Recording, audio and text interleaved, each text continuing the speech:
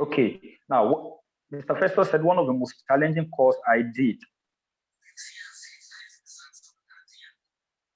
Oluwatobi, you're welcome. You're welcome. Thanks for joining us. Thanks for joining us. Oluwatobi, can you hear me?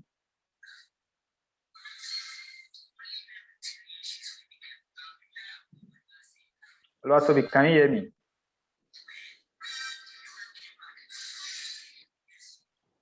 I can actually hear you, sir. I can hear you from my side. Okay. Okay, I think he's yet to unmute her mic. Yes.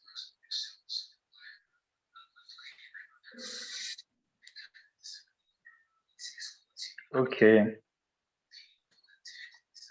Oluwatobi, welcome once again. Thanks for joining us. So we are just trying to look at the whole idea behind side class. Now, Mr. Festus, I asked you to give me one of the most difficult courses in your department, and you were able to mention mathematics and a particular part in mathematics. Okay, now the question is, now mathematics is a course and it has a curriculum that must be covered, right? Yes.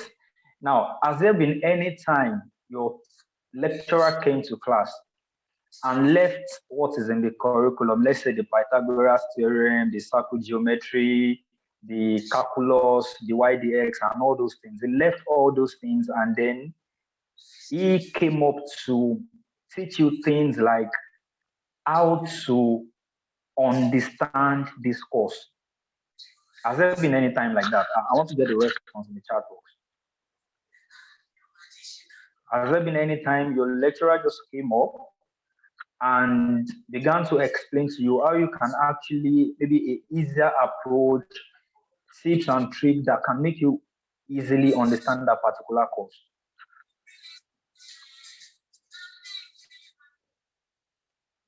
Oluwatobi, are you with us? Can you hear us? Yeah, I want to get a response from you, Oluwatobi.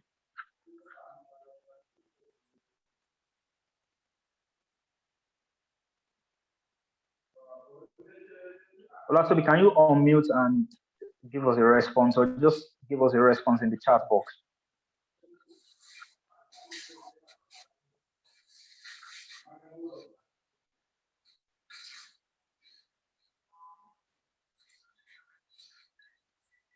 Now, Mr. Festus said, sincerely, it's like trying to speak low of our lecturer's efforts, but not even once has that been done before. Great, great. Now, we can see that, we can hear the response. Not even once have the lecturer come into class. Yes, they are doing their work by teaching what is in the curriculum. That's not bad. That's what they are supposed to do. And it's not their major duty to begin to explain those things to us. Now, that will lead me to the idea behind side class. The idea behind side class is that, okay, Oluwatobi, you want to say something, you can unmute yourself and just give a response. I can see you raised your hand.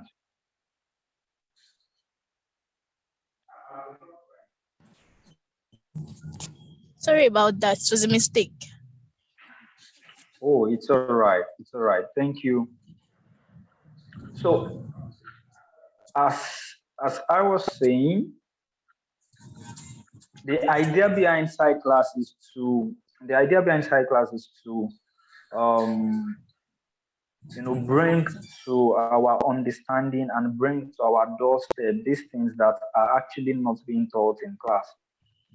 Academics is important, but our whole life cannot be framed within the confines of academics alone. Only academics will not make us get to where we are supposed to get to. Yes, academics is part of it, and it is a very important and a very crucial part of our journey in life. Yeah, that is not disputed. But it is also important to understand that there are certain things we can do to make our academic journey easy, and there are some certain knowledge we have to have as well to to also help us to achieve those things we want to achieve in life. So that's why we've brought side class up, and the aim and the motive behind side class is to explain and expand to us those things that you will ordinarily not hear in class. For instance, things like topics on personal and self-development, communication skills, interpersonal relationship, financial management, personal SWOT analysis, and all those things that can make for our good and make us a better person. As well as we'll also be sharing tips on how to tackle some of these difficult courses, how to tips and tricks on how to actually best do well with our academics. So those are the two major focus of side class. Those are the two major focus of side class. And that being said, I believe we all have the understanding of what side class is about now. Now, that being said, let's move very fast into what we have to do today. We are supposed to spend 1 hour and 20 minutes is gone. It's all right. So very quickly today, we'll be looking at the equilibrium formula. I call it the equilibrium formula. That is balancing your academics, your social and extracurricular activities. Balancing academics, social and extracurricular activities. Balancing academics, social and extracurricular activities. Now, the word balance or balancing or balance, as we may call it, sounds very simple. It's not just to balance, just balance and all that. Yeah, it's a very simple word, but in context, it is not as simple as it sounds. Practically, balance is not as simple as it sounds. Theoretically, the word balance is very simple to pronounce, very simple and not complex when you see it. But when you want to see balance in practice, when you want to see it in real life, when you want to experience balance practically, you will know that it's a kind of a bit difficult thing to achieve. But tonight we're going to be looking at some few things we can do to achieve balance in these three areas we've stated: your academics, your social life, and your extracurricular activities. Now, before we continue, I think it will be important that we understand what these three areas of activities actually mean. And now that is academics, social and extracurricular activities. What is academics? Yeah, we all know what academics is. So I'll just rephrase that, or I'll just restate that just to remind us. Anything we call our academic activities include any and every activity that is aimed at supplying us information and knowledge to make us that professional we aspire to be. I'll say that again. Academic activities is a combination of all activities that are aimed towards making us that professional we aspire to be. For instance, I aspire to be a nurse, and I got to write entrance exam into nursing school, got admitted into nursing school. And then when I got admitted into nursing school, they gave me the curriculum of everything I am expected to know before I am licensed and certified as a registered nurse. Now, academics is that all those things that supply the information in the curriculum to ensure that I am well equipped enough to become a registered nurse, and it includes the normal class activities, your seminar presentations, your assignments, group discussion. All those activities are grouped under your academic activities. I hope you're getting that. And now, the other activity we highlight here is the social activity. Social activity. And what do we understand by social activity? Also, social activity is just compendium of activities that tends to bring people of the same community together. People of the same community. By community, I don't mean maybe a local area, a town, or a village. By community means a group of people that share common interest or common goal. So social activities is that activities or series of engagements that tends to bring people of the same community together. For instance, for the nursing student, there is always a very special week out of the academic calendar year. We call it Nurses Week. Now, the kind of activities that are being performed during these Nurses Weeks, the games, the music and dance, the cultural nights, the football match, all those things all the activities that are captured in that week, they can be referred or termed as social activities. I hope we are getting something. So this is just to lay a background for us before we begin to build on it. And then extracurricular activity. As the name implies, extracurricular means something not in the curriculum, something out of the realm of your academic curriculum. That is what extracurricular activity means. Extracurricular. Now, for someone studying an engineering course, a normal curricular activities will be the academic activities, and then you expect the person to be studying things like, okay, Pythagoras theorem, construction, Java programming, computer programming, blah, blah, blah, all those things. And let's say for nursing students, the curricular activities is supposed to be the things like your med-surg, your pharmacology, your microbiology, and all.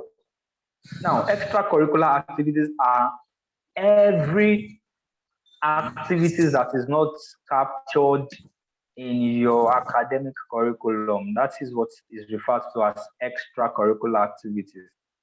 So, for example, you are a footballer, you like to play ball. Playing football is an as a student, playing football is an extracurricular activity because it is not captured in your curriculum.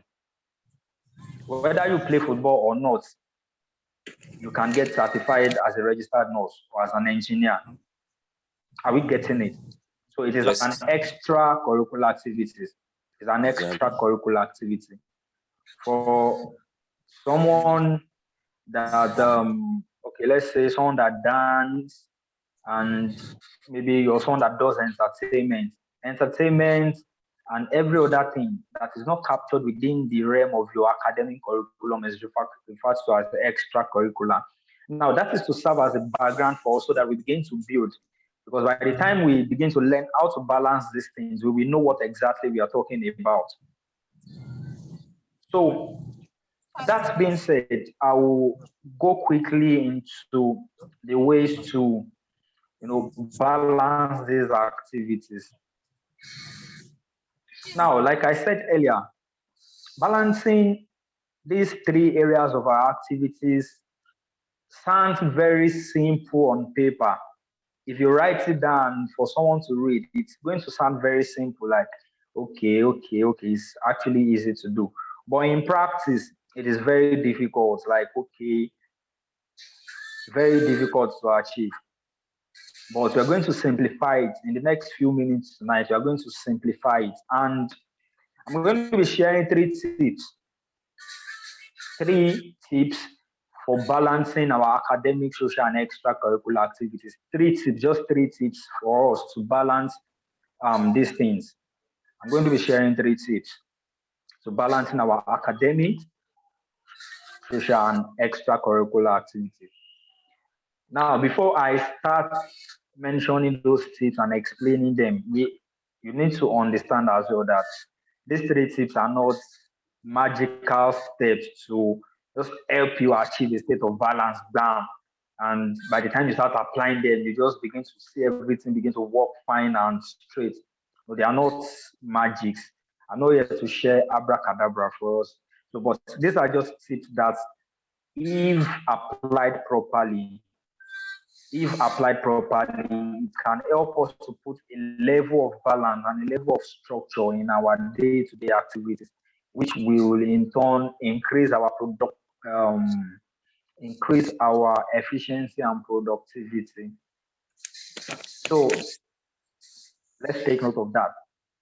Now, the first thing I would like to mention is the first tips I will be sharing is, okay, let me hold on, let me just share my screen. Let me share my screen.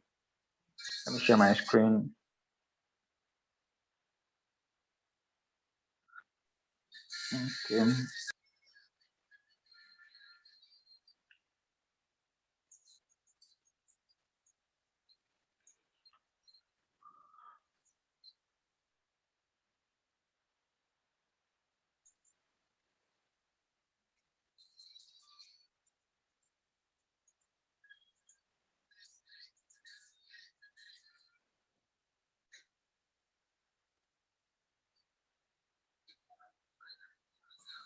Okay, can someone see my screen now?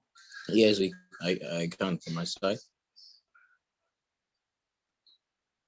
Okay.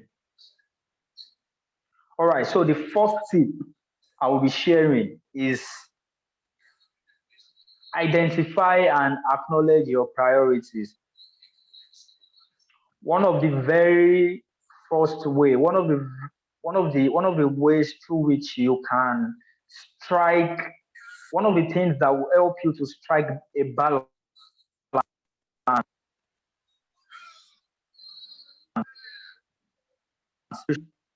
is by identifying and acknowledging your priority. Identify and acknowledge your priority.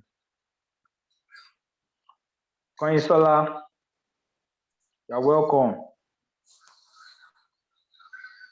Konyisola, don't sit at the back, or sit at the front so that you can see very well, so that you can see the board. Konyisola, can you hear me? Yes, I can. Thank you. Okay, don't sit at the back, or sit at the front so that you can see the board clearly.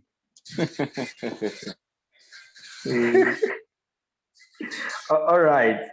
So let's continue. So you came in at the right time. So we just started sharing the tips that can help us to achieve a state of balance in our academic and extracurricular activities. And the first one I identified here is, I said, identify and acknowledge your priorities. Now, this sounds somehow like, okay, in somebody's mind, somebody is thinking that, okay, priorities, identify your priorities. Okay, this is something we've been hearing before, is nothing new. Yeah, it's not new. It's not an entirely new concept. In fact, it is not a new concept. But we've been we know it, we have the knowledge of it, but we've been applying it wrongly, and that's why it seems like we're not getting the desired result. But tonight, I'm not going to be dealing with the theoretical part of identifying and acknowledging your priorities. We're just going to be very, very practical. Yeah, we are going to be very practical. Now, let me just read this quote to us. A wise man once said, I don't know who that wise man is. Maybe the wise man is from Ibadan or Ijebu-Ode. I don't know. I don't know where the wise man is from. But I know that a wise man once said, you can do anything, but not everything. At least not at the same time. You can do anything, but not everything. At least not at the same time. I want you to just hold this quote and tie it here. Just hold it here. We'll get to see what this means. You can do anything. Now, as students, we have a lot of things to do, especially even the things in our academic activities alone. We seem not to be able to finish it. We can't exhaust it. Just the academic part alone, we have a lot of things to read, a lot of assignments to do, a lot of group discussions to attend, just a lot of things to do that seems like we can't finish it. Now, combining other social and extracurricular engagements with it makes it kind of overwhelming. And then you begin to think, no, a lot of times you want to do a lot of things together at the same time, but you discover that you can't achieve much. This is where priority comes in. It will be very difficult to achieve balance if we don't know our priorities. It will be very, very difficult. I tell you, it's going to be very hard to be able to identify your priorities, to be able to achieve a balance, without identifying your priority. What's a priority? What do we mean? When we say priority, what do we mean? Priority simply means something that is important to you at a particular point in time. Priority simply means something that is important to you, or the most important thing to you at a particular point in time. Now, you have to note two factors here. For something to become a priority, it must have two things. Before you can refer to something as a priority, it must have two things. The number one thing is it must be very important to you. That factor of importance must be there. And the second thing is time. The second thing is time. So for you to call anything a priority, it must be important, and the importance must be now. That's the factor of the time. That's why it is priority. So priority is any activity, anything that you do that is important to you, or that is most important to you now, or within a particular period of time. That's what priority means. For example, let me quickly cite an example. Now, for example, my priority for now let me take a student as an example. Okay, a nursing student, an engineer student. Once you are a student, in your top three priorities, one of it must be what? Your academics. As a student, out of your top three priorities, one of it must be your academics, because you are actively a student. Like right now, within the next few months, within the next 2 years, you're still going to be a student. So it is important to know that one of your priorities at this particular point in time is your academics. That is priority. Other things could be okay. Okay, maybe for the married, maybe let's take for instance a student that is married. Maybe a student that is married now, yeah, as a child, as a husband, So the priority of that person at this particular point in time also might be the family, because she already has a family. So the priority will be, okay, academics, family, and then maybe other things can now follow. And then we need to understand too that having those priorities also come in a particular order.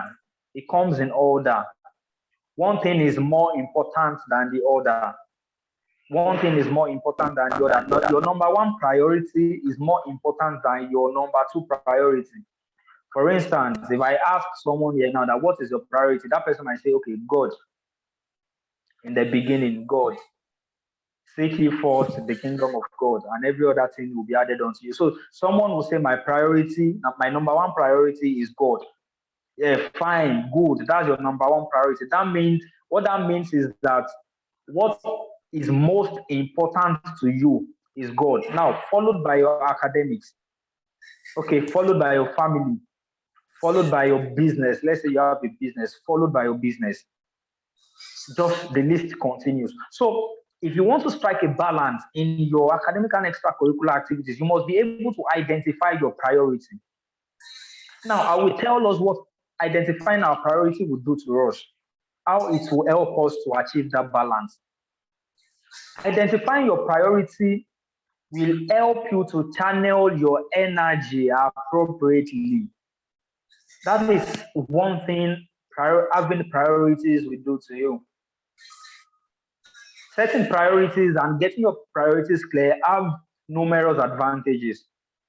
But relative to these things, one of the advantages of having a clear priority is that it is going to help you to channel your energy appropriately. Now, the things you can do in a particular day is within the confine of an amount of energy.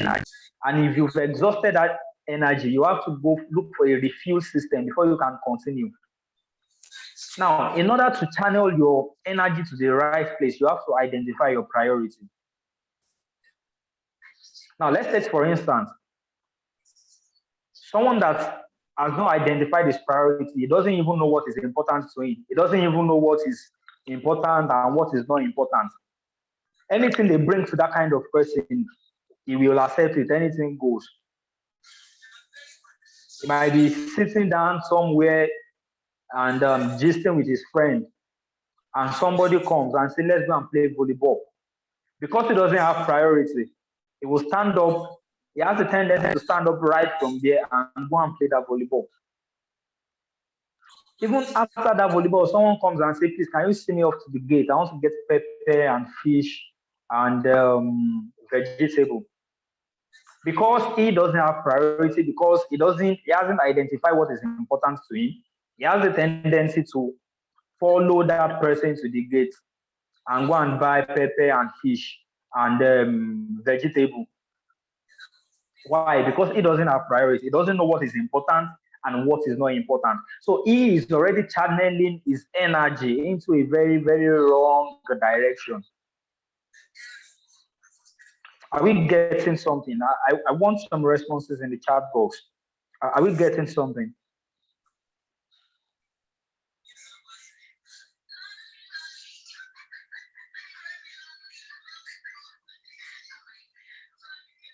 Welcome, Favor. I can see you.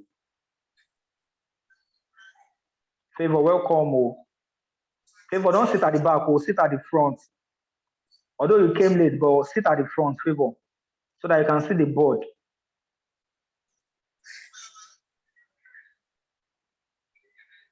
Okay. Okay, we are getting it. Okay. All right, great. So if your priorities are not well identified, you have a tendency to channel your energies in the wrong direction. Now, take for instance, someone that has identified and set his priority. Okay, let's say your number one priority is God. You have identified your number one priority to be God. And then you are supposed to go for a prayer meeting or a fellowship or something somewhere. and then someone came and told you at that prayer hour that, okay, Tobio, let's go and play volleyball, or let's go and play football, or let's go for so. Will you answer that person? The tendency that you're going to answer that person or you're going to go with what that person is saying is going to be very low, because there's something that is you already have a priority. You already know what is important and what is not important at the moment.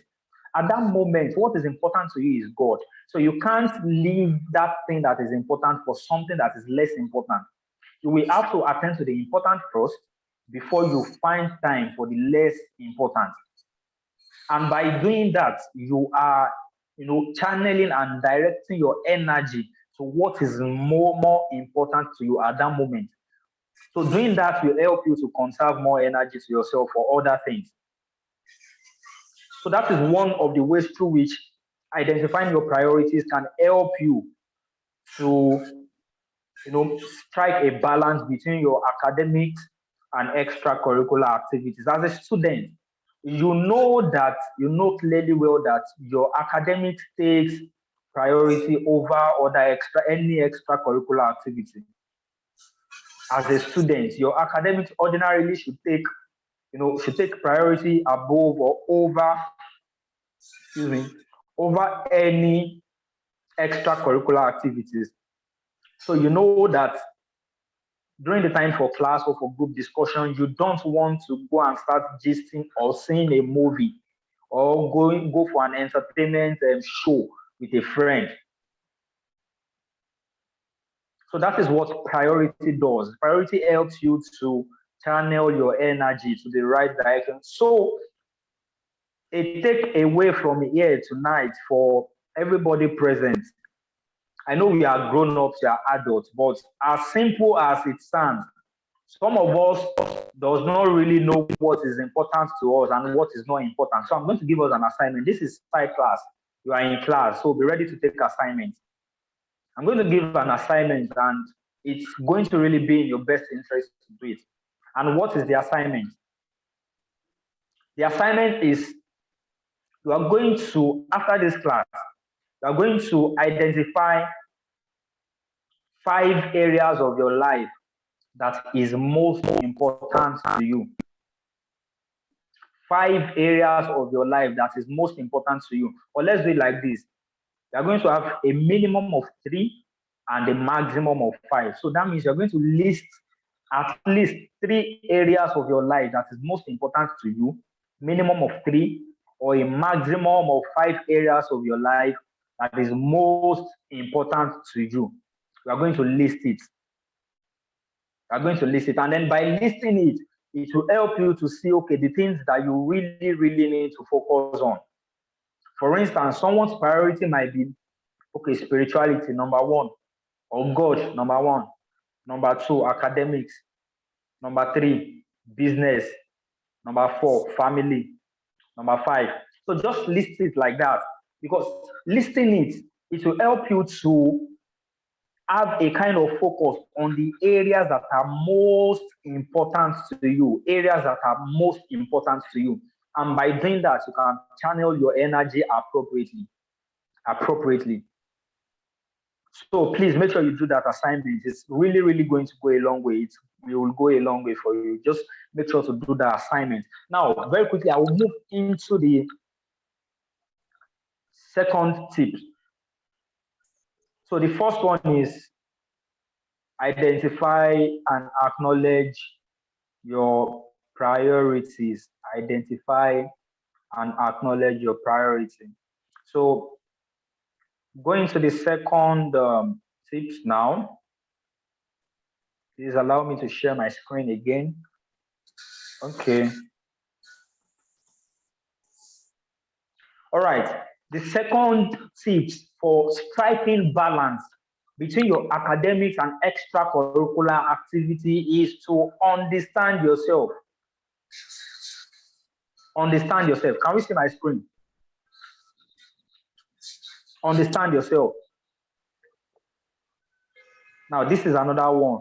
Yes, If you are writing, you need to write this one. Yeah, if you are writing, you need to write this one in capital letter and underline it twice. If you are writing in your notes, just write this one, write it in capital letters and underline it 2 times. Understanding yourself is a very, very underrated concept. It's a very, very underrated concept, whereas it is one of the keys to help us improve our efficiency and effectiveness and also increase our productivity in anything we do. In anything we do, it is important that we understand the kind of person we are. Now, um, as students, as in this generation there are a lot of distractions. There are a lot of things we shouldn't pay attention to that we are paying attention to. There are a lot of things, grabbing our attention and stealing our time from us. So really, it has made us to not pay attention to this thing I'm about to share. But because we are inside class this evening, because you made it to side class, understanding this point, your life will never remain the same. Yes, yes. Understanding this point, your life will never remain the same. So, what I said was the second tip to help you to achieve balance in anything you do is understanding yourself. A lot of us do not understand ourselves. And I'll cite example. I'll cite plenty examples. A lot of us do not understand ourselves. Although some of us used to claim personality. Okay, I'm sanguine. I am choleric. I am phlegmatic. Blah blah blah. All those things. All those things. You can claim personality, but you don't make use of those personality traits to your advantage.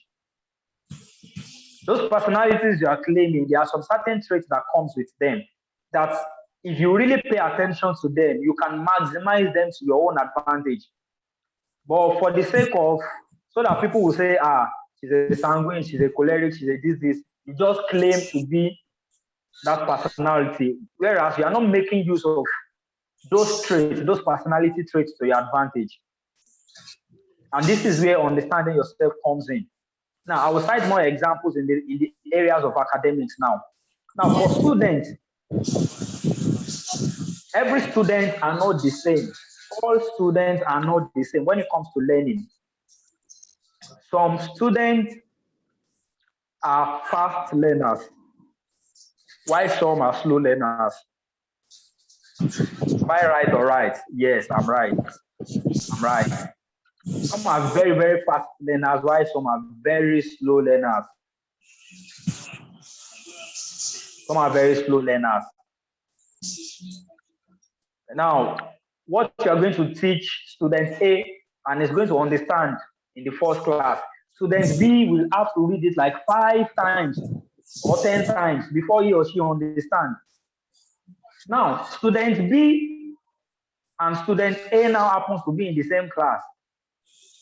Student B is now patterning his life or now imitating the kind of lifestyle student A is living. Imagine the kind of disaster that waits for student B. Maybe student B, who is a slow learner, sees student A reading for just 1 hour and getting what he wants to get. Then student B wants to copy student A that, at least this guy is reading for 1 hour. Let me to do 1 hour and go and sleep, Joe. Now, you know, your guess is right. You know what is going to happen to student B. Your guess is very right. That's an example. We have to understand ourselves. We have to understand our pattern. Are you a fast or a slow learner? Are you the type of person that likes group discussion or you like reading alone? Are you the type of person that like group discussion or you like some people, if they go to group discussion, they are not going to read shishi. I'm not going to read anything.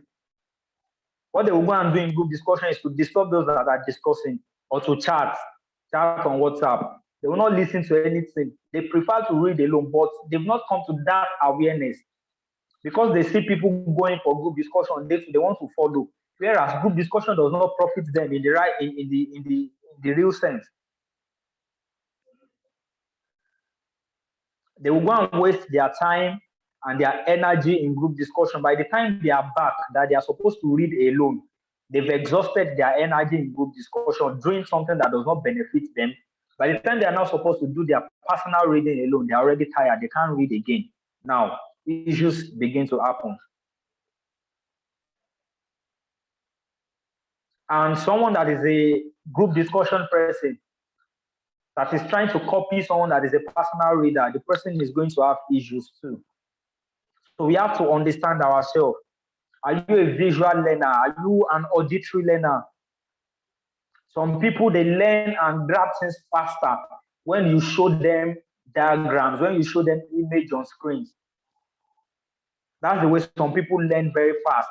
If you want to teach some people and make them understand very fast, just display charts, display images, display videos and stuff. They will grab it very fast, like pa, pa, pa, pa. They will grab it. Some people are auditory learners. If you want them to understand things very fast, just say those things. Just keep saying it behind their ears. Just keep saying it. Let them just keep hearing it. They will grab every and each word you say. Those are auditory learners. There are some people that they learn by writing. They learn by writing. There are some of my guys that I know that when they are reading, what they do is just they get a pen, they get a jotter or a book, and then they begin to, what they are reading at the moment, they begin to write it. They begin to write it. And I tell you, they won't have reason to come back to that topic again. By writing it, they've known it. Now, these are different characteristic traits. These are different things. So some of us do not understand these things about ourselves. So we just follow the crowd. If you are following the crowd as a student, it will be difficult to achieve balance in our academics. It will be very difficult to achieve balance between our academics and extracurricular activities. It will be very difficult following the crowd, because you see everybody, all your roommates are going for group discussion, and you are a lone reader. You like reading alone, but because everybody has gone for discussion, you don't want your parents' money to waste. You now carry your book and follow them to group discussions. That's going to be a very serious issue for you. You might get some tips in the group discussion, but I tell you, it won't be like you reading on your own. So these are the things we have to start to understand about ourselves. Understanding oneself is a very key component of achieving balance, of achieving a state of equilibrium between our curricular and extracurricular activities. Some people like to read or to study during the day. Some people are very, very most active at night. They call them nocturnal animal. I don't know. But some people are very, very active at night. Now, the person that is active, very active during the night, knows that, okay, I can take my time to have enough rest during the day and then schedule everything I will have to do, maybe that is pertaining to my reading, to study, to any other thing I want to do. I will schedule it at night when I am most active. So during the day, that kind of person will not be jumping up and down. Excuse me.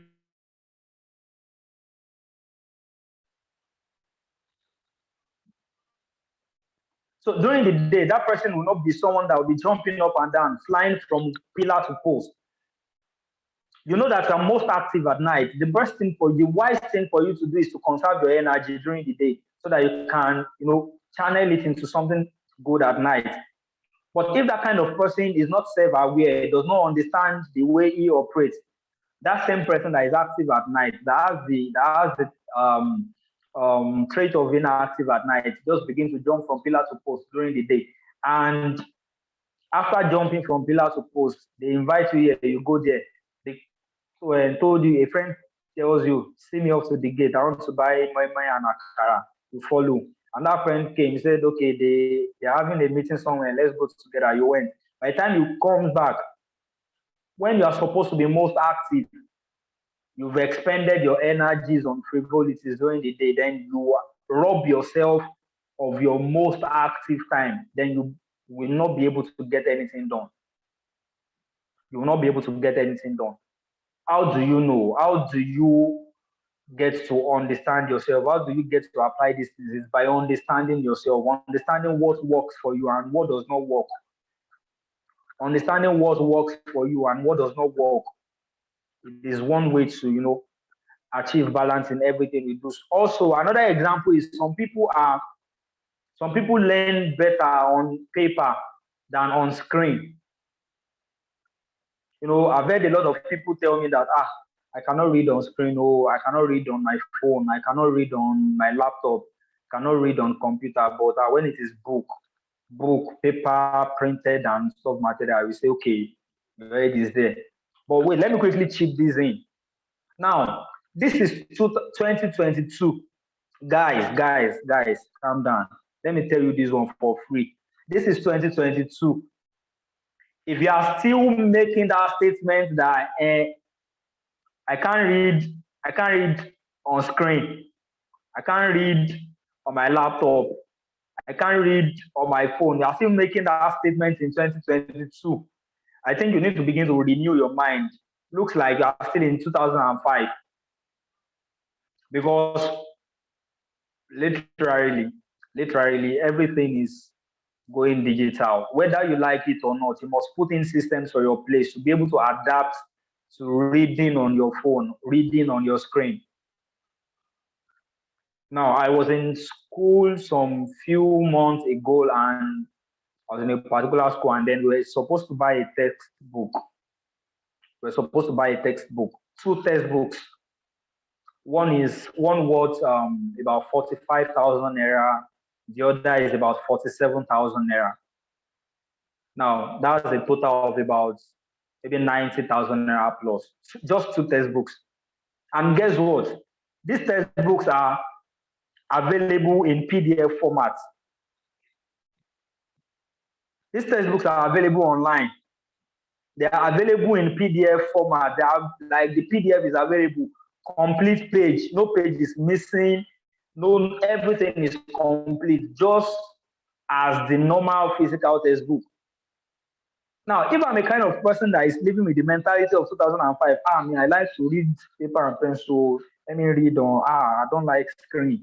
I don't like reading on my laptop. Excuse me, I downloaded the two textbooks with less than 50 MB. Less than 50 MB. I downloaded the two textbooks on my laptop, less than 50 MB.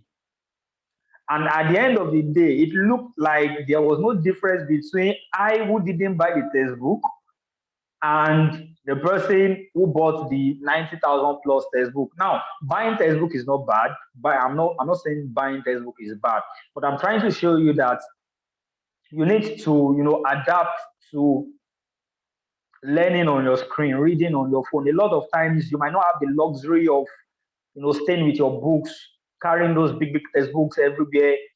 There are even sometimes you might need to access an information very fast. And there are some information that you might not quickly get on Google because some of us don't know how to Google. That sounds strange to someone. Is it not to enter Google and just type what I'm looking for? Some of us are here in this class this night that we don't know how to Google. We don't know how to Google search. Don't worry, maybe in one of these classes I'll teach us how to Google. So maybe you needed to get an information and you couldn't get it fast on Google. Favor said people like me. Don't worry. Side class will open it up to you and you'll see how to Google and get anything you want online. Now, if you need to access an information fast, you have to run back to your hostel to go and start opening textbook. I've seen certain times when I'm on the ward, on clinical posting, on duty and all, and then I need to get access to something very fast. Imagine I will have to because I'm not the kind of person that I cannot do screen reading. Or I need to see my textbook. I'll now have to run to my house or run to the office and go and carry textbook and open before I can access the information. That's weird. So what I'm saying is, don't let me digress too much. Our time is fast spent. What I'm saying is, everybody in this class tonight, if you don't like screen reading, if you don't like reading on screen, you have to start practicing it now. You have to start getting used to it. That is, in fact, the word is not going there. The word is there already. It's not like the word is going to reading on screen or digital classes, virtual classes. The word is there already. The extraordinary has become the new normal. What used to be the extraordinary in 2010, in 2005, is now the new normal. So you have to step up. The bar has been set. You have to step up to meet the standard of today. So how did I get here? I was sharing on how to balance your academics, your curricular activities, and extracurricular activities by understanding yourself. So it is important that as a student, as workers in our different areas of practice, we have to understand ourselves. Now, take note of this. Understanding yourself is not an overnight magic. It's not an overnight thing that will just happen to you. You sleep and you wake up and bam, you know the exact kind of person you are. No. It doesn't happen like that. It has to be a consistent period of paying attention to what works and what does not work. Favor, stop chatting. Favor, you are chatting in my class. You are chatting on WhatsApp in my class. I can see you. You are chatting. Okay. Favor, I caught you. You are chatting. Okay. Favor said no, she's not chatting. Okay. All right. Very good. Okay. So you must understand yourself, and it is not an overnight something. You just don't get to wake up one day and then discover that you completely understand yourself. Like, okay, this is what works for me. This is what does not work. You have to uncover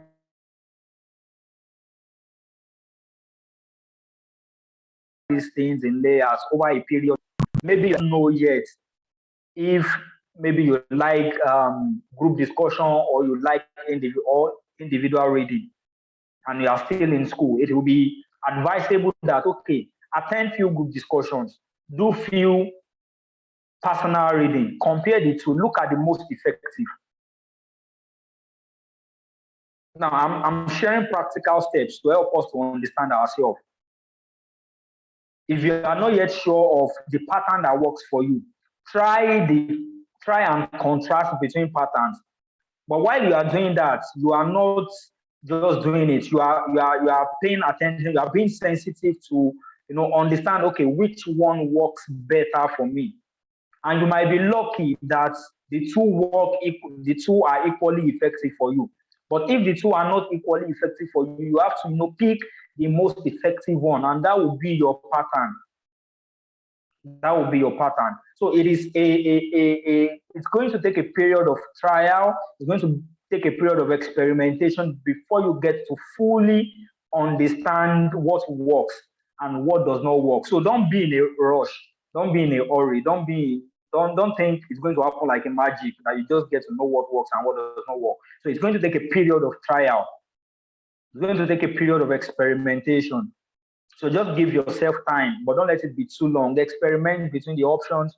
Okay, do I get to assimilate fast or slow? How many hours do I have to read to understand a particular concept?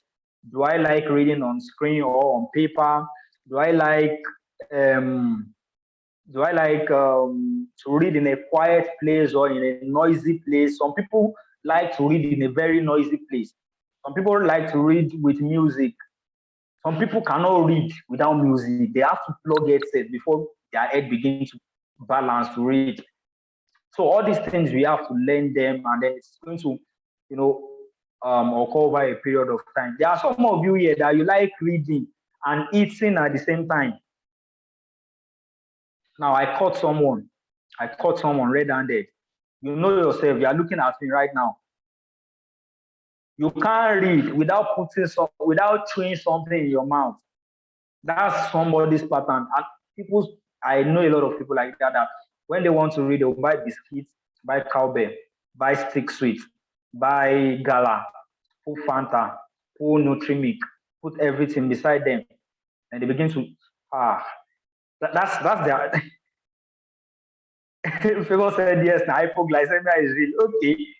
Okay. All right. So that's some people's pattern, and they like to choose. If you try that kind of pattern with me, I will not read one line. Now I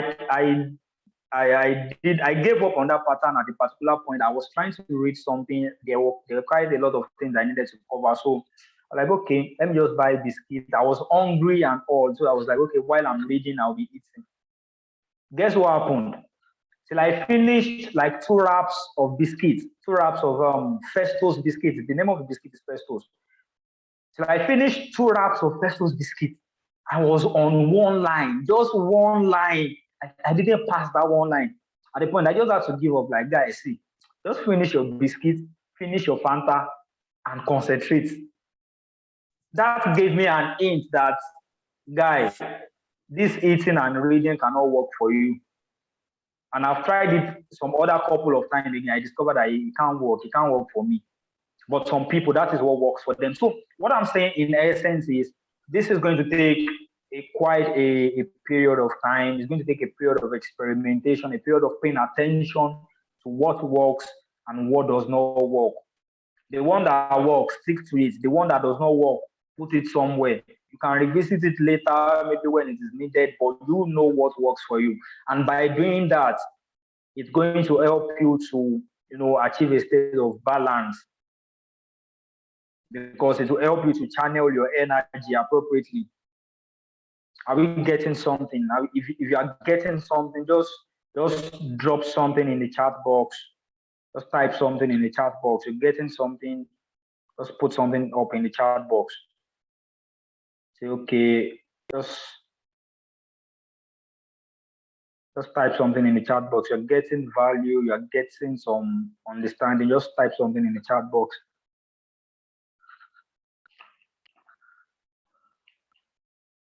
Yeah, Coinsola said following you, sir. He said yes, sir. Zademi, can you see from the back? Can you see from the back? I think you should move forward, sir. There's a seat in front, sir.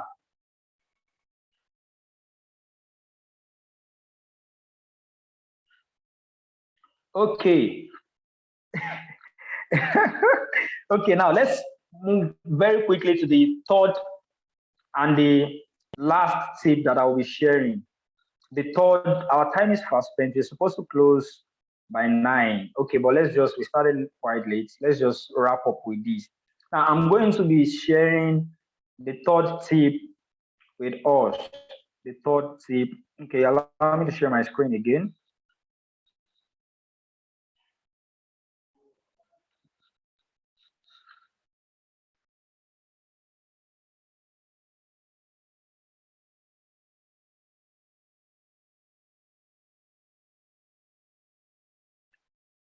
All right. All right, now this is the third tip for us that can help us to achieve a state of balance between our curricular and extracurricular activities. Now, somebody is not going to like me again saying this one. After seeing this number 3, somebody is not going to like me again. Why? Because in the corner of the person's mind, having a daily schedule is overrated, Jare. It doesn't work. Having to-do list, I don't always follow to-do list. That to-do list is even stressful. All this while I've been creating to-do list, but I don't know how to follow it. Oh, to-do list, Jare. Oh, let me just think of it in my head. I know what I want to do every day. I don't need to write it down. I don't need to put it anywhere. I know it in my mind. Having a daily schedule is overrated. That's what somebody is saying in his mind. In her mind.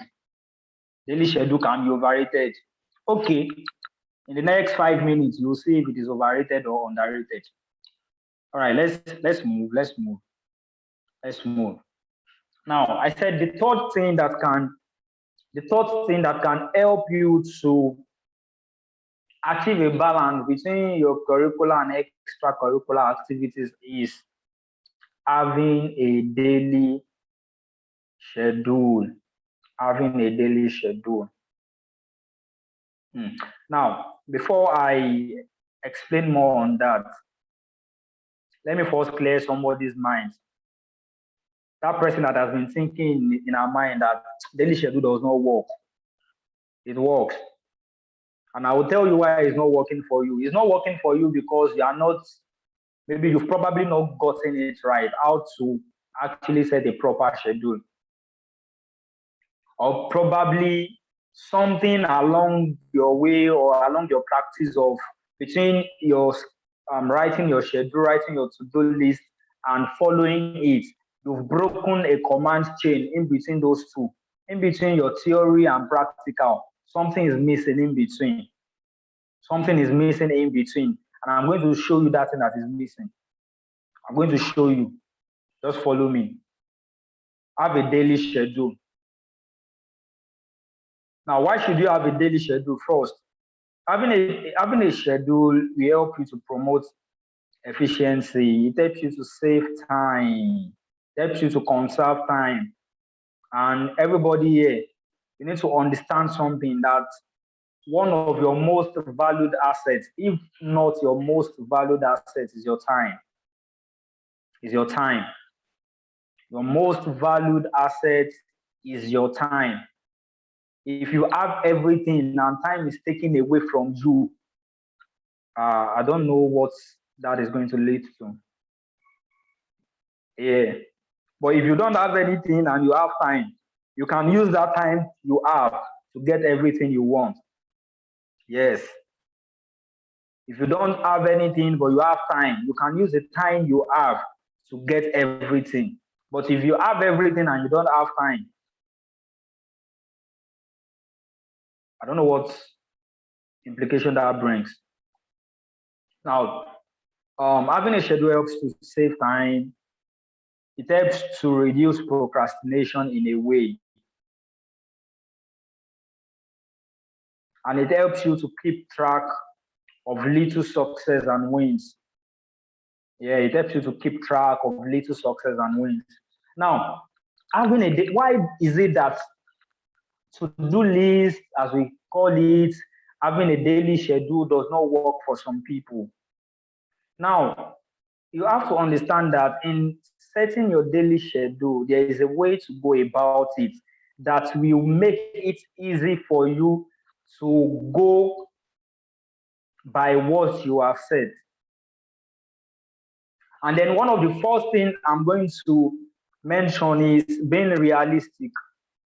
Some of us, when we write our to-do list or when we try to create our schedule, we are not always realistic. We are not always realistic. We just, for the purpose of writing a schedule or for the purpose of writing a to-do list, just get a book, get anything, we just scribble a lot of activities that even you yourself in your mind, you know that you can't achieve this thing today. So most of us are not always very realistic with the things we put in our schedule. For instance, you are a student and you know that you're going to be in class, like tomorrow is Thursday. You know that you're going to be in class from 8 a.m. to 4 p.m. max. Then you are now trying to create a schedule. You're right, okay, class 8 a.m. to 4 p.m. You now wrote in your schedule again.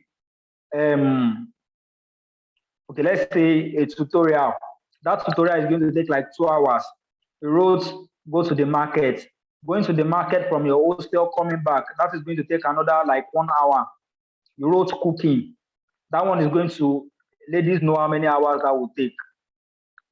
Like if you want to really take your time to cook, you're going to spend at least 2 hours in the kitchen. I'm not sure, I'm just saying, but I'm not sure. I think Coinsola should be able to help us with that estimation. Coinsola should be able to help us. Coinsola, like if you want to prepare a nice, delicious meal, and you want to satisfy yourself, like how many hours are you going to spend in the kitchen? Let's say you're trying to prepare a very nice egusi soup, Okay. and you're going to eat It it with depends. confirm If you are eba. using gas, it's more faster. And if Or it's of 2 pieces, it's more faster. But then as a student, let's roughly 1 hour, 20 minutes, like 8 minutes. okay, Consola said 1 hour 20. Okay, Consola said 1 hour 20 minutes. 1 hour 20. Okay, Favor, let's hear from you. If you are to prepare, Favor, wait, do you cook first? Do you cook? Favor, come and answer. Favor said, see, finish. Oh, yeah, answer our question. Like, how many hours max are you going to spend in the kitchen to prepare a very nice, delicious meal? Let's say you're trying to prepare a confirm egusi soup, garnish with momo and Titus fish, at a sprinkle of eja gbigbe inside, dry fish. Like how many hours? 1 hour 30 minutes.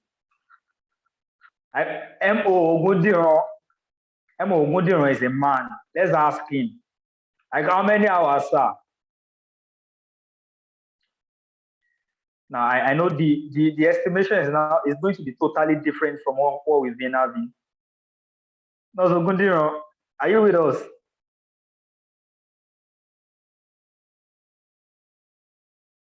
Okay, I think Nozo Gudiran is busy. Okay.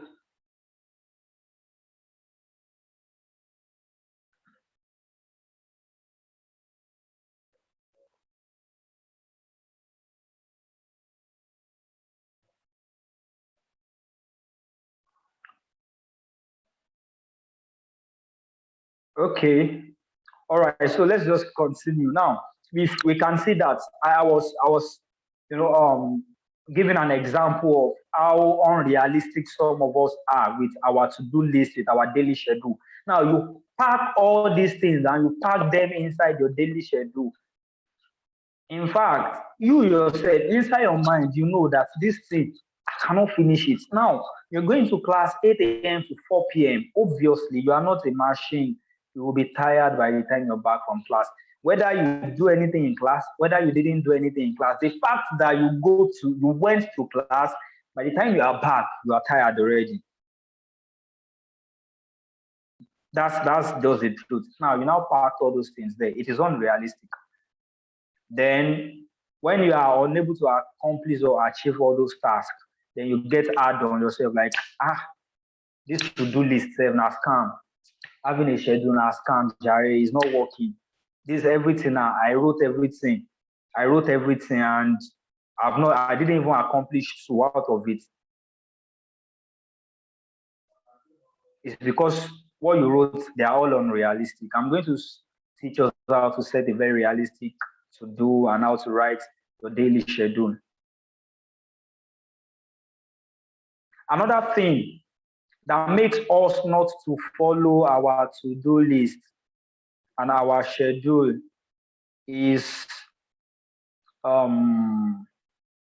okay, I'm trying to look for the most appropriate term to call it now.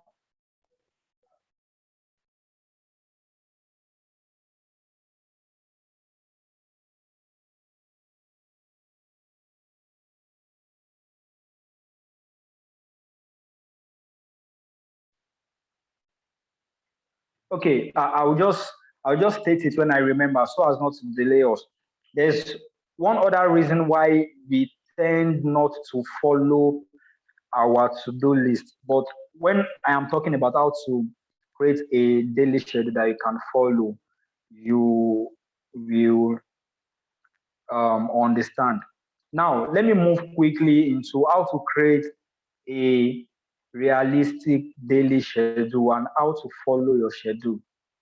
Number one thing is to now write this one in capital letter and underline it twice, how to create a realistic daily schedule to help you to achieve balance between your curricular and extracurricular activities. And you are going to be very practical.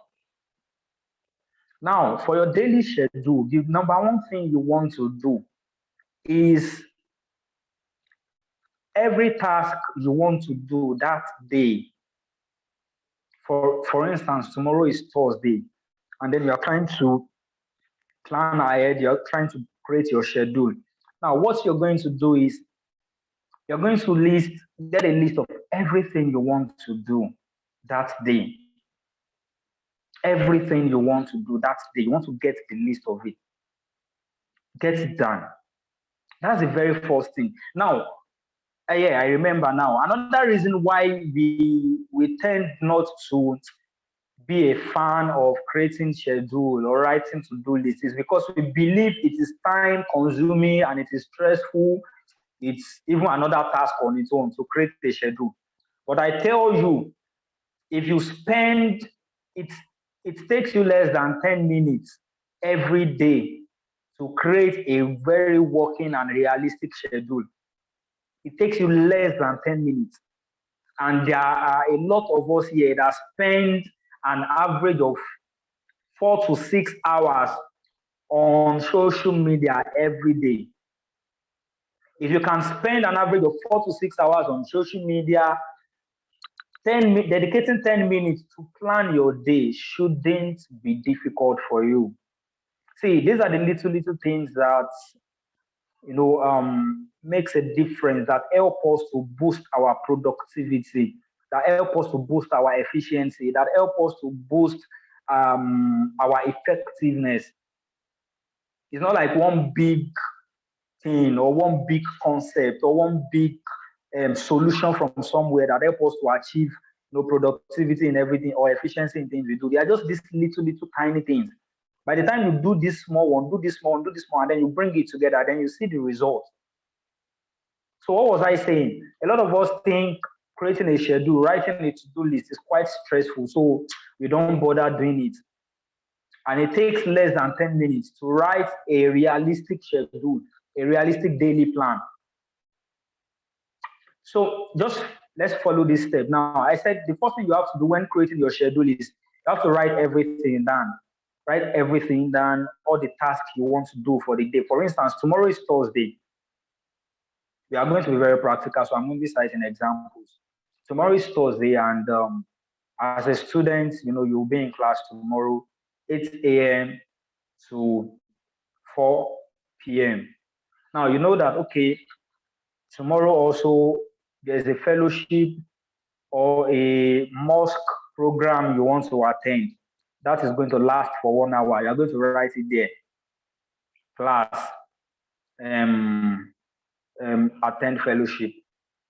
Okay, tomorrow, okay, you feel your clothes are dirty and you want to wash, put it there, wash clothes.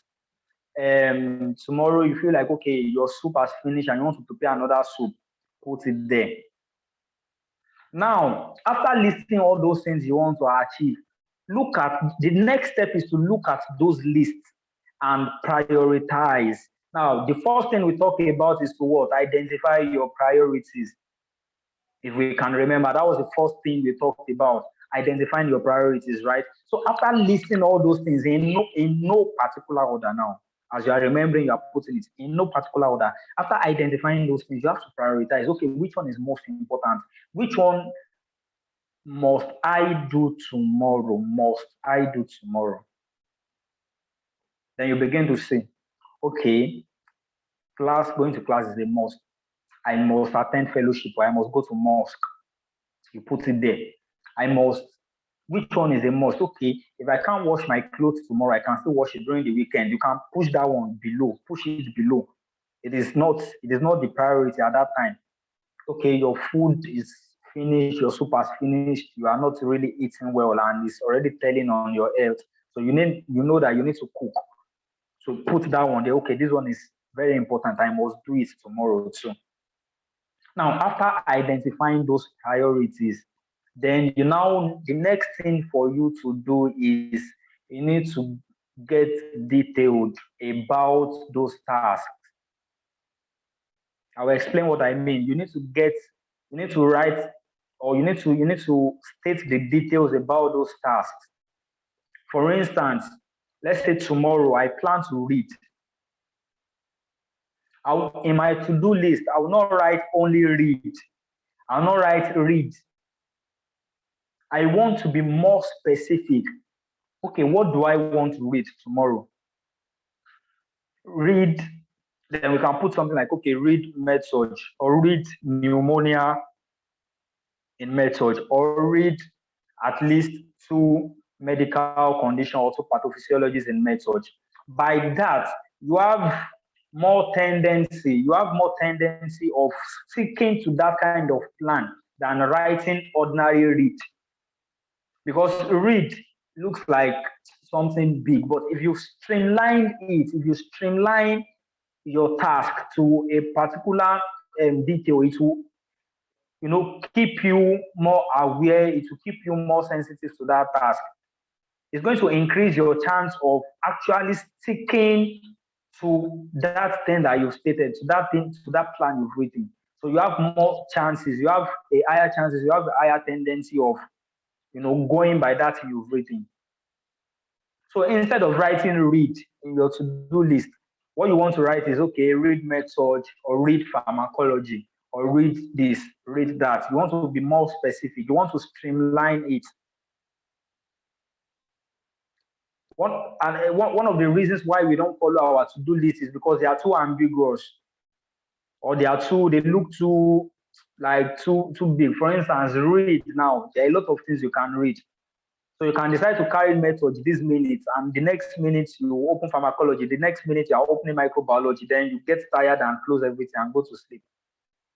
But if you've streamlined your reading to, okay, what I'm reading tomorrow is med-surg, I'm reading at least 2 pathophysiologies, you have a tendency to stick to that kind of to-do, or to stick to that kind of plan, than just an ordinary read.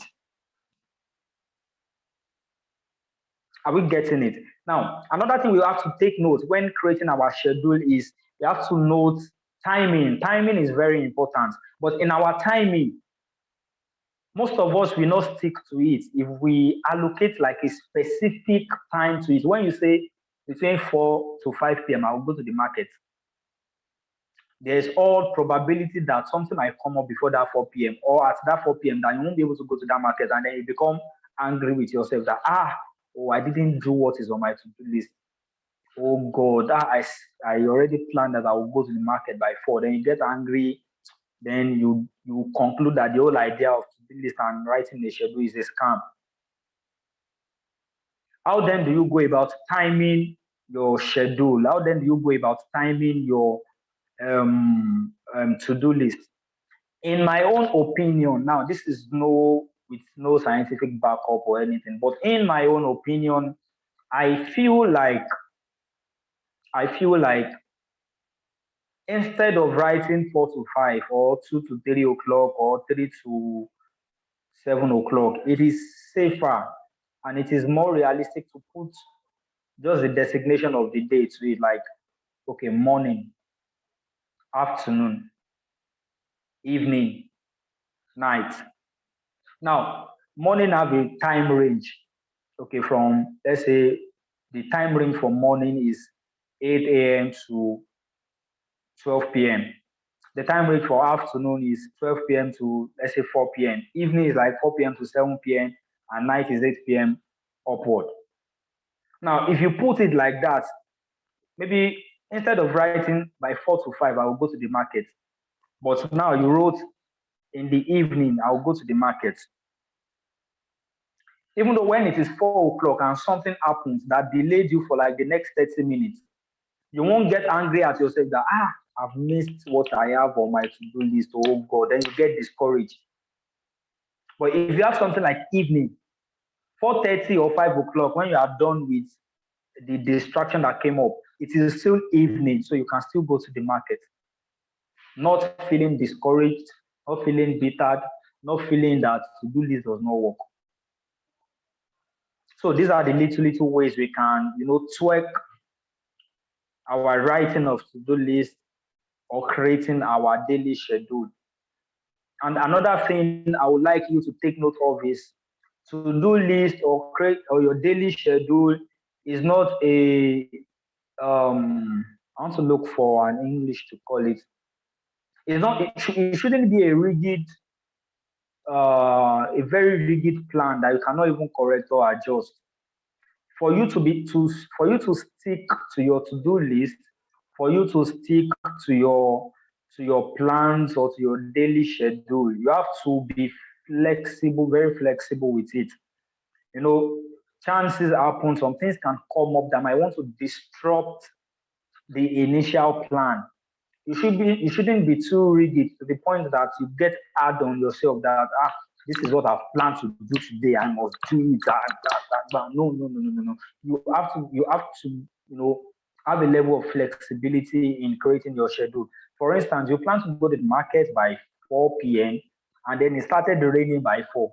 You put your head in the rain and go to the market by 4. No, now. So you have to introduce a level of flexibility. Okay, now it's started raining. Then look for another activity that does not warrant you going out of your house or going out of your hostel. Bring it back to that 4 p.m. and shift you're going to the market forward.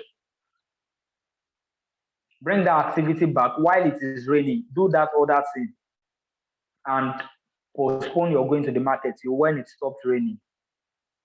So in order to really apply and stick to our schedules, to our to-do list, we have to introduce a level of flexibility. You have to be very flexible. You don't have to be too rigid with it.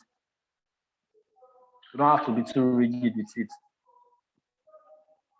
Now, you need to take note of this also, that to get used to creating schedule and writing plans and writing your daily to-do list. It might take quite a lot of time to master, or it might not take a lot of time, just a period of time to master. When I was trying to learn how to write daily schedule and to-do list, I wrote and defaulted most of the time. I would do it for 1 week. The next 1 month, I will not write to-do list again. I will do it for another 2 weeks, and the next month, I will not do it again. I'll do it for another 3 days. The next 3 months, I'll not do it again. But at the point I began to, after practicing and writing, I got used to it that my day is incomplete. My day is incomplete without writing my activity for the following day. My day is incomplete without writing or stating out my activities for the following day. Somebody in his mind is saying, should the Bible say we should not be anxious about tomorrow. Tomorrow will take care of itself. That's not what the Bible means there. That's not what the Bible means there at all. So planning your day ahead is something that is very key, and it is really going to help you to achieve balance between your curricular and extracurricular activities. Now, let me quickly chip this in. All these things that we've mentioned, from identifying your priority to understanding yourself, to having or creating a daily schedule, if you do not put them into practice right from now, nothing will happen to your productivity, nothing will happen to your efficiency. You are still going to remain the same. There is a wide gap, a very wide gap between theory and practice. There's a very wide gap between theory and practice. Theory and practice. Theory and practice. A lot of us, if this thing I'm sharing tonight, it is not that some of us have not heard it before. We've heard it plenty times. But the challenge is we do not practice it. We don't do it, then we come to conclusion in our mind that it does not work. It's a scam. It's overrated. Have you practiced it first? Have you practiced it? Now, the whole idea of to-do list, in my mind, I used to think of it as, to-do list is stressful, Jerry. I'll be writing, tomorrow will take care of itself. That has always been my initial thought about all this, creating a schedule, creating a plan. But I tell you, I'm a living testimony of an improved efficiency and productivity due to to-do list. Yes. By the time I started scheduling my day ahead, by the time I started writing my to-do list ahead, in fact, it was my productivity, my daily productivity and efficiency increased in a way that I never imagined. It improved not only in the aspect that I had enough time to cover a lot of things, not only that, it makes me feel, it creates a kind of feeling of accomplishment. Like when you are able to, okay, this is what I want to do now. Then you do it, you accomplish it. It's create a kind of refreshment of energy that you want. Okay, I've done this. I want to accomplish the next. Okay, I've done this. I want to do the next. It keep you kind of refreshed throughout the day. Keep you refreshed throughout the day.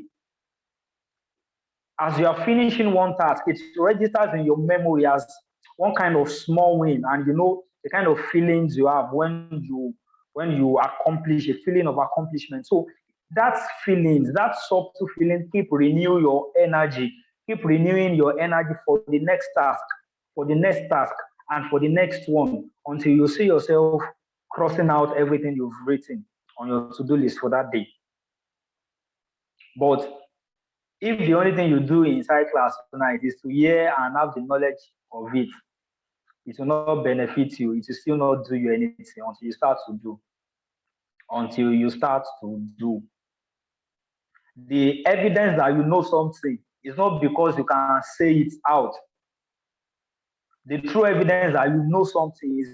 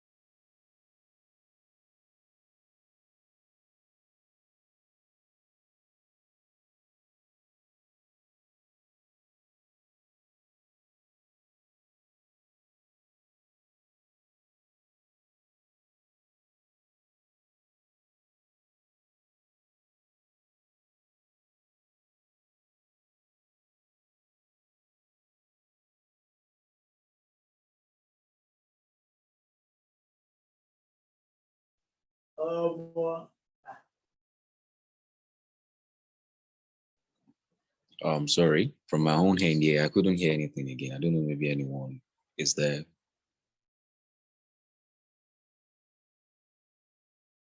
who is having the same challenge.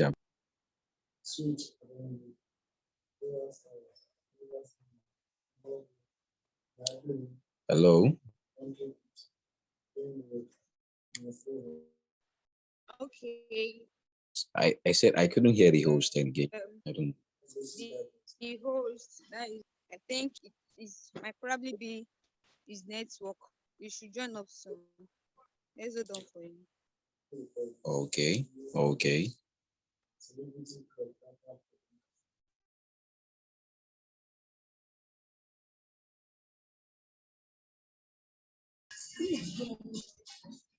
Sorry for the inconveniences. It might actually be his network. So maybe you'll be coming online soon now.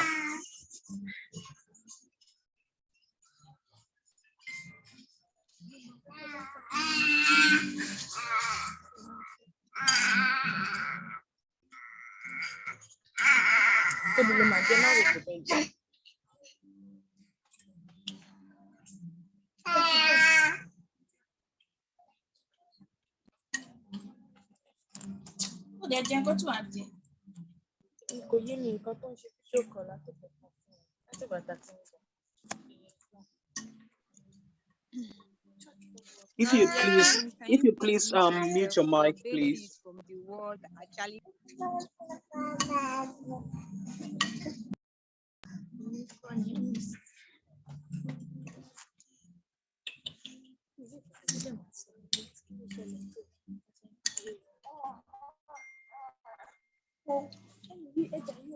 All right. So good evening, everybody. The host has been in touch with me just now. It's currently having network issues, but he hopes to reconnect in the next few.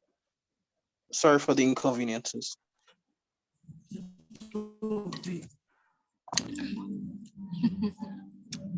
It's actually fine. It's actually fine. We'll stick around. Miss, Miss or Missy, sorry. Pardon my manners. Olua to be a king, please. I couldn't. I don't know. There's sort of some background noise there. I don't know. Maybe you can just try and mute your mic. Thank you.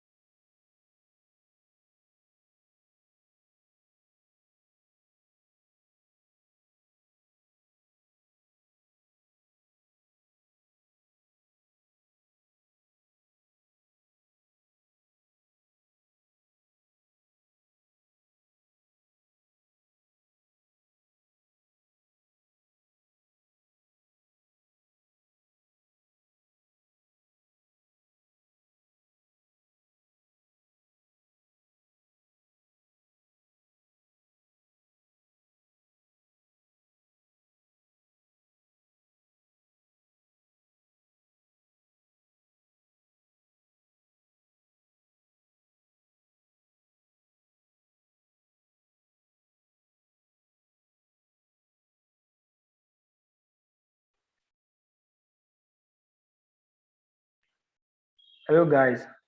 Can you hear me?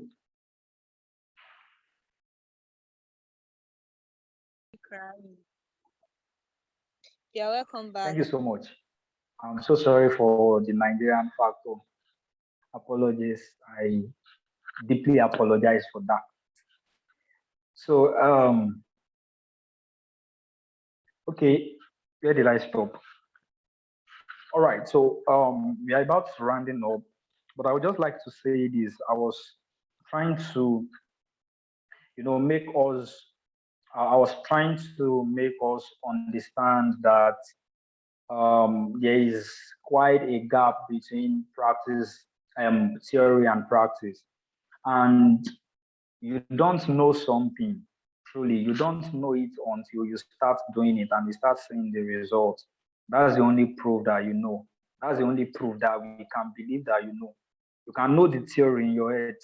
It's like as a nursing student, they taught you how to administer intramuscular injection in class. In fact, you can write the procedure from number one, from the first thing to the last thing. But when you enter OSCE, you begin to shake. Or when you enter the real time of practice, you can brag that, is it not to give IM injection? Our clinical instructor taught us. Now I know it. I understand it. And then you begin to read it, the procedure. Wash your hands, do this, do that, set your tray. But when the time comes to the way we are going to know that you know how to give injection is not by you saying it. It is by actually giving injection. That's when we know that you can know it in your head, but not know how to do it. So if you know it in your head and you don't know how to do it, do you really know it? No, no, no. You don't. So the way to actually get to take advantage of these things that have been shared tonight is to start practicing them. And like I said earlier, don't be too hard on yourself. Just take it step by step. It's not something that happens as an overnight magic. It's not something, it's not an abracadabra that you just put one, put two, put three together, and then you start seeing results automatically. You have to have engaged this thing over a period of time, and then you begin to see benefits of it. Now, very quickly before I go, I don't know if anybody have any question. You can just type it in the chat box now. I will check it. But I want to dash you some things before I go. I want to dash you some things. If you have any question, just put it in the chat box. I'll check it and answer the question. But before I go, now, for some of us, we might find it a bit difficult to, create our schedule using the normal pen and paper. We spend most of our times now on our phone. So I just want to recommend to you some mobile applications that you can utilize. Some mobile applications that you can utilize in making your daily schedule. These are mobile apps that, okay, they have reminder systems, they have systems to, keep you updated on your schedule. They have systems to help you, suggest how you can reschedule your daily activities, the ones you are unable to achieve. They have notification systems to remind you of which one you've done, which one you've not done.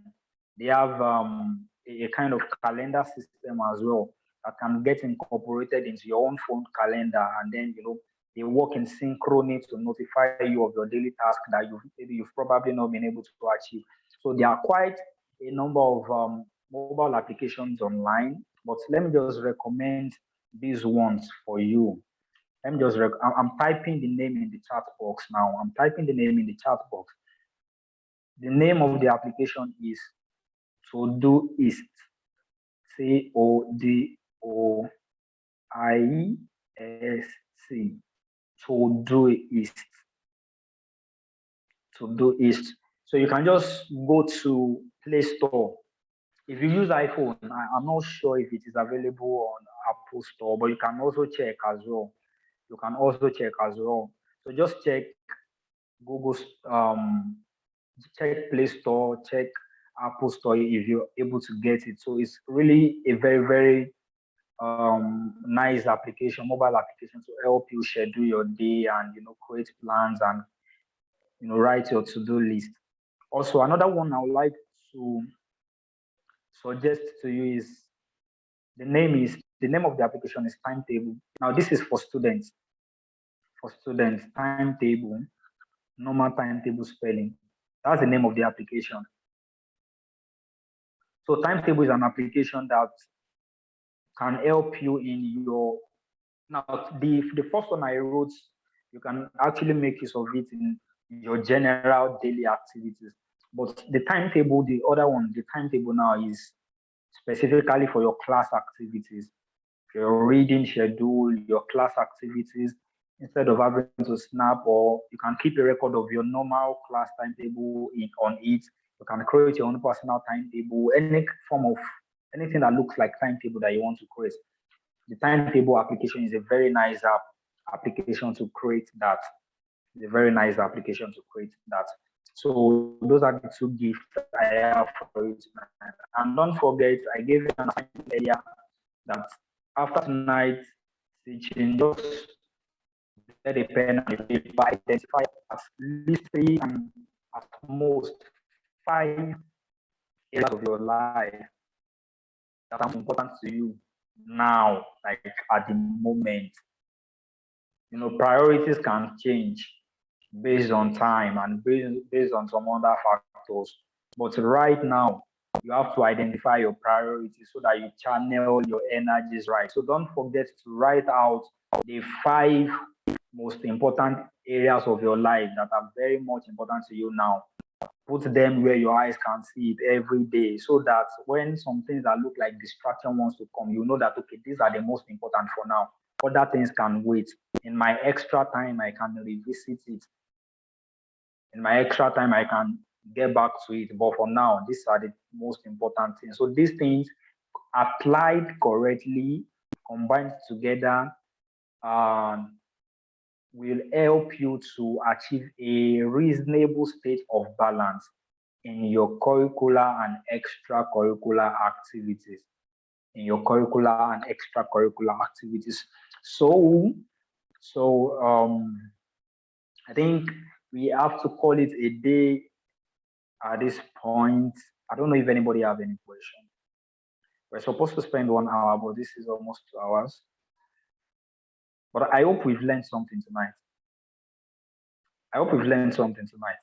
If you have any question, just in the next 5 minutes, just put your question in the chat box. Or if you want to talk, you can just unmute and say something.